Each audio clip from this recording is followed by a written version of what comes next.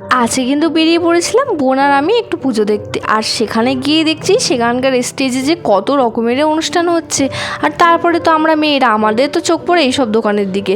আর এই যে দোকানটা দেখতে পাচ্ছ, এখানে কিন্তু 10 টাকায় অনেক রকমের জিনিসপত্র পাওয়া যাচ্ছে।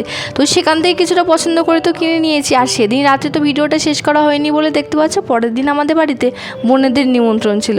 তাই তো আমি আর আমার ছোটো বোন একটা গোটা মুরগি এনে সেটাকে ভালো করে ছাড়িয়ে কেটে বেছে ধুয়ে নিয়েছি।